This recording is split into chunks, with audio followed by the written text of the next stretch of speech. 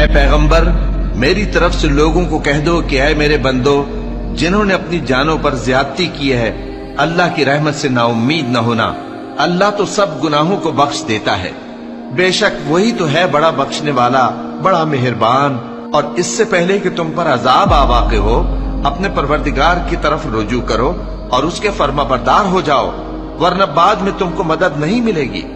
اور اس سے پہلے کہ تم پر ناگہاں عذاب آ جائے اور تم کو خبر بھی نہ ہو، اس نہایت اچھی کتاب کی جو تمہارے پروردگار کی طرف سے تمہاری جانب نازل ہوئی ہے پیروی کرو۔ ایسا نہ ہو کہ اس وقت کوئی شخص کہنے لگے کہ ہائے اس کوتاہی پر افسوس ہے جو میں نے اللہ کا حق ماننے میں کی،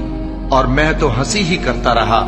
یا یہ کہنے لگے کہ اگر اللہ مجھ کو ہدایت دیتا تو میں بھی پرہیزگاروں میں ہوتا، یا جب عذاب دیکھ لے تو کہنے لگے کہ اگر مجھے پھر ایک دفعہ دنیا میں جانا ہو تو میں نیکوکاروں میں ہو جاؤں۔